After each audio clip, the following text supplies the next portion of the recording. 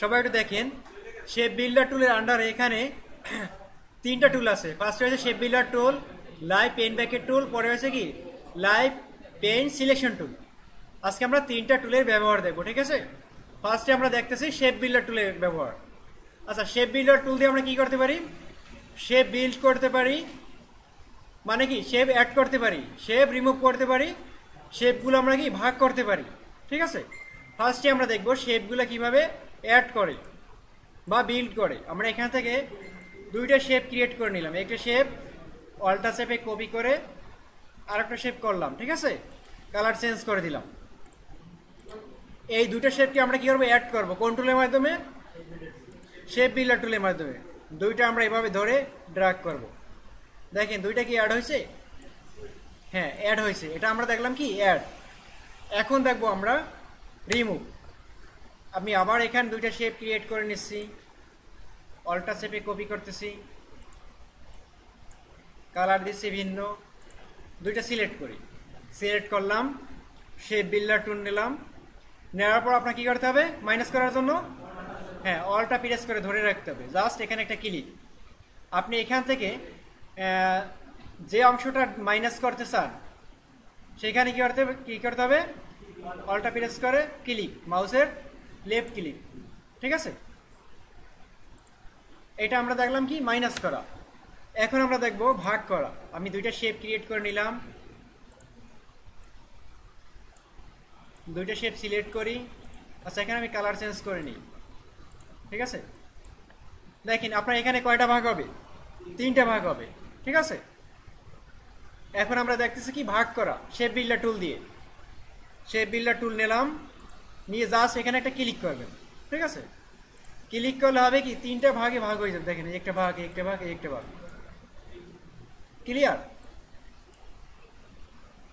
এটা আছে shape builder টুলের ব্যবহার। আচ্ছা, এরপরে আছে কি লাইভ পেন ব্যাকেট টুলের ব্যবহার, ঠিক আছে। আচ্ছা, আমি এখান থেকে কয়েকটা রাউন্ড শেপ ক্রিয়েট করে নিই। শিপ শেপে একটা রাউন্ড শেপ ক্রিয়েট করে নিলাম, control C control F, shift টলটা ধরে একটা ছোট করে নিব, ঠিক আছে। ছোট করে নিলাম, আবার আমি control C control F, shift টলটা ধরে আমি এটা ছোট করে নিলাম, ঠিক আছে। এখন এটা সিলেকশন করবো কোন টুল দিয়ে? সিলেকশন টুল দিয়ে আমি সিলেক্ট করতেছি। দেখা যায় এখানে কয়টা ভাগ হবে? তিনটা ভাগ হবে, ঠিক আছে।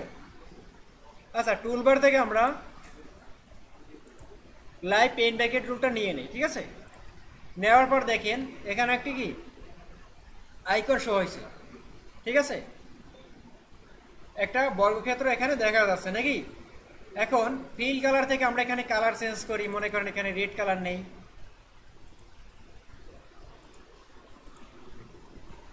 দেখেন বর্গক্ষেত্রের ভিতরে কি হয়েছে? কালার চেঞ্জ হয়েছে, রেড কালার আসছে নাকি। তাহলে আপনার কি ফিল কালার থেকে যে কালার আপনি অ্যাপ্লাই করবেন সেই কালারটা এখানে শো হবে, ঠিক আছে।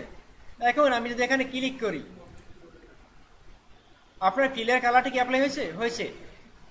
এখন আমি আবার এখান থেকে ফিলের কালারটা চেঞ্জ করে দিচ্ছি, প্যানেল থেকে ক্লিক করে দেখেন কালার চেঞ্জ হয়েছে। আবার আমি এখান থেকে কালারটা চেঞ্জ করে দিই, ক্লিক করে এখানে মাউস নিয়ে এসে এখানে একটা ক্লিক করি, কালার চেঞ্জ হয়েছে? হয়েছে, ঠিক আছে। এটা আমরা কি দেখলাম? লাইভ পেন ব্যাকেট টুল, ঠিক আছে। এখন দেখবো আমরা লাইভ সিলেকশন টুলের ব্যবহার। আমি টুলবার থেকে লাইভ সিলেকশন টুলটা নিলাম।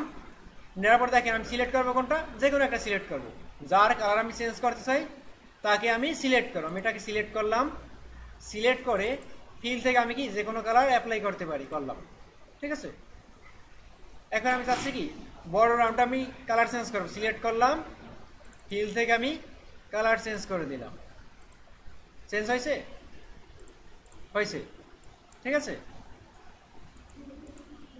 আমি আবার লাইভ সিলেকশন টুল নিলাম, এটা ক্লিক করলাম, ফিল থেকে কি কালার চেঞ্জ করে দিলাম, ঠিক আছে,